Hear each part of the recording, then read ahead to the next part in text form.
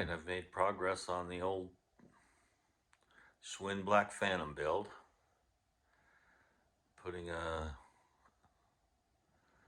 66cc motor in it, two-stroke motor on it. It's going to be fun. So here's what I've done since the last video. I've completely, since the last video, I've completely taken it apart and put it back together and resized things and did things. But some of the biggest things is new wheels and tires, complete new wheel and tire.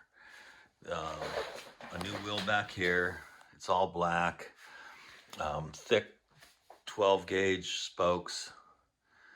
I got the motor sprocket on right here. I also put a new chain, a brand new chain for the Schwinn. It still needs to be oiled, but it's brand new. But I put the sprocket, the motor sprocket on with this device instead of that rag sprocket thing that comes with the kit. This is way better. It connects right to the hub, so it's turning by the hub, not by the spokes, which just ruins wheels. This is a brand new wheel, brand new bearings.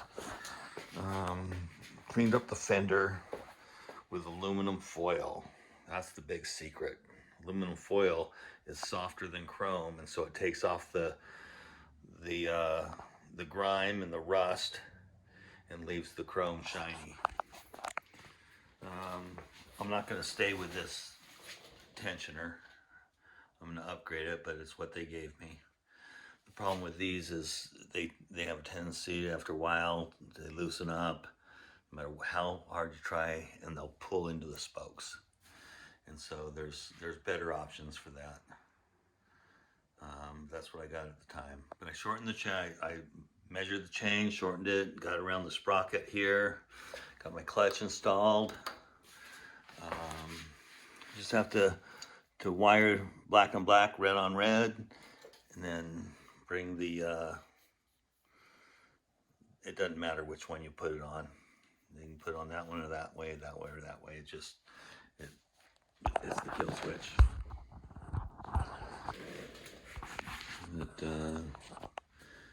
Everything's hooked up. Oh, I'm waiting on the exhaust. I gotta get the exhaust pipe. I don't want the stock one. I want a little more high performance. But this is huge. So on this side, I have rear brakes and I have a coaster brake, and it works great. That's why I went with a new one. It works great.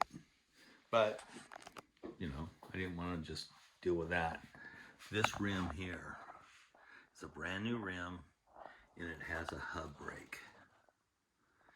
It has a hub brake, and it's also a black rim to go with the Black Phantom theme. And got it hooked up here.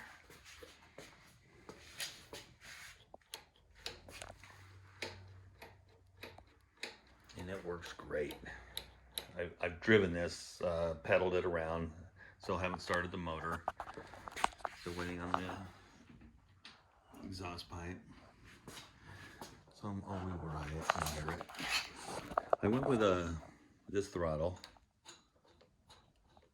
kind of an ATV style thumb. I just didn't like I wanted to keep the stock Schwinn grips, and so I didn't want to go with those cheap plastic, the ones they come with. The I don't need that. Clutch cable, kill switch.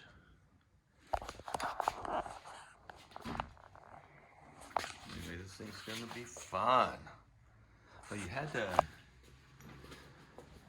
anybody that's building one of these, especially if they want to keep the back fender, there's not enough clearance. So I had to cut this. I still have to, file this down so there's no sharp edges, and I'm going to grind this and roll it into a rounded edge. Grind this. But man, this is ready to put some mixed gas in and go. Oh, waiting on the most of the valves, the shutoff valves, are a coarse, thicker thread, and this is a really thin thread, and so I had to special order a valve for that, and then I can run the fuel line. But that's the new tank. Just hooks onto the seat post, gravity fed. Boom! It's you know, it's above the carburetor, so it's going to flow great. I'm going to have a great flow.